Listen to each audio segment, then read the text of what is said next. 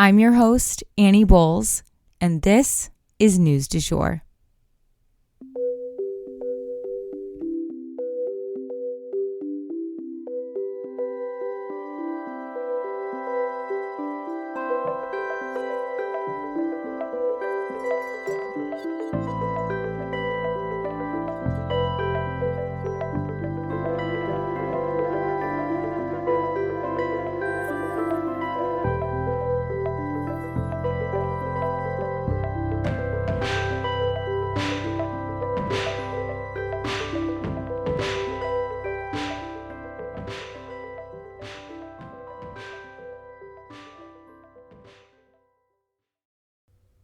Hey, you guys, and welcome back to the News du Jour, a calmer space to consume the news.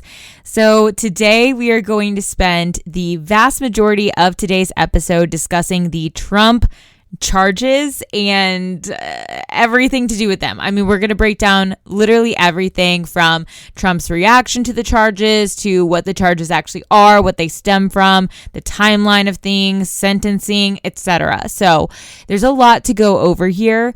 But before I jump into all that, I wanted to remind you guys that we are sponsored by Liquid IV. They help make our show possible, and they are a product that I have loved genuinely for years. There's no better feeling for me personally than to wake up, reach for my giant Stanley cup, pour in some Liquid IV, and pour in some ice cold water. That way I know I'm not just getting water, but I'm getting a ton of vitamins right in the morning and helping my water to go further with Liquid IV. So if you want to shop it, 20% off, want to try it for the first time, or if you're like, dude, I've been using Liquid IV for years, I just want a discount code. Our code is 20% off, and it is DUJOUR. That's DUJOUR, and it is also linked in our show notes. Happy shopping, and thank you guys for supporting our show. Now, without further ado, we will go ahead and jump into Trump's charges in Georgia. So the indictment of Trump in Georgia came more quickly than we thought, or than I thought it would. It was being reported that the grand jury would be meeting this week to discuss things, so I was assuming we'd hear back from them more towards the end of the week. But no, they turned things around really quickly. That said, I have heard quite a bit about Fani T. Willis, the woman at the helm of this indictment. She really took her time to put this case together. You see, she has a background in racketeering specifically, and we're going to get into what all that means and what it is, but she builds this kind of case on the regular. This is her bread and butter, her MO, and so she really knows what is required to prove a case in court. So she took her time in assembling her case before she brought these charges to the grand jury, or her case to the grand jury. And I think that will probably serve her well in the long run. And it is in stark contrast to Jack Smith, who's someone who is known for moving very quickly. So what exactly are these new charges against Trump, and what did he have to say about them? Let's get into the details. Well, Trump is now facing his fourth indictment, and if you're at all confused about all these different charges and different indictments, we are planning to break down all of them on our social media soon, so be on the lookout for that. Make sure you're following the handle at newsdujour.podcast on TikTok and Instagram. But these new charges allege that President Trump, along with 18 co-conspirators, were trying to overthrow the election results. The specific charges, however, are more akin to what you might see a mob boss facing rather than a former president. Trump has been charged with building a quote-unquote criminal enterprise and essentially racketeering. Basically, these charges mean that Trump used a bunch of smaller crimes to achieve a much larger criminal goal.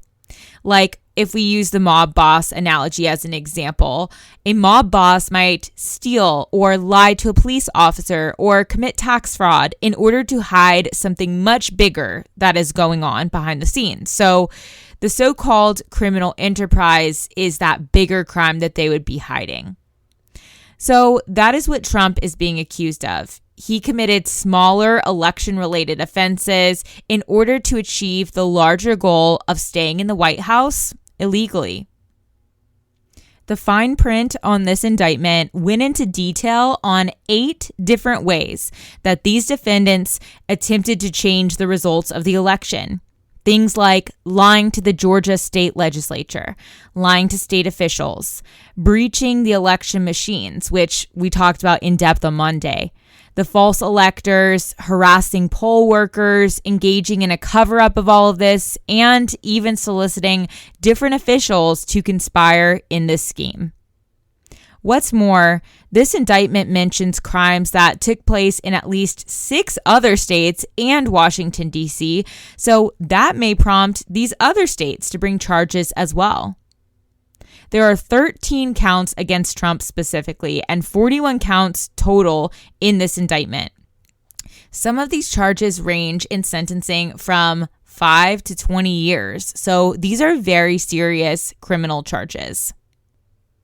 Now, I don't know if you guys had thought this far ahead yet or not, but I know that I was wondering if Trump really thought he had won the election and that there was this big, fraud that was happening, he wouldn't technically be lying to these people. What if he thought he was telling the truth?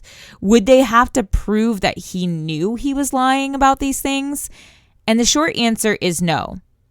MSNBC used a great analogy on their show, basically saying that if you thought the bank owed you money and you genuinely thought they had your money that they owed to you, you still cannot go and rob them.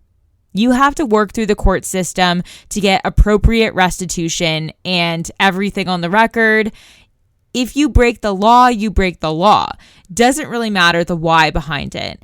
And the charges of pressuring election officials and breaking into voting machines, well, it's all illegal. And it doesn't matter if Trump thought he had won. He still can't do those things. Plus, it seems that there is ample evidence, 3 different eyewitnesses from his team who claim he did understand that he had lost the election because he told them so. Fani T. Willis, the DA bringing these charges, has said that she hopes to have a trial within the next 6 months, which, oh my God, that would be truly insane. Honestly, it may not even be possible due to all the legal woes that Trump is facing right now. He is a little busy, to say the least, especially for an almost 80-year-old man. Here's why these state charges, though, might actually be more significant than his federal level charges. You see, when you're president, you are in charge of the Justice Department. So you could throw out federal cases and maybe even pardon yourself. However, as president, Trump would not be in charge of the state of Georgia.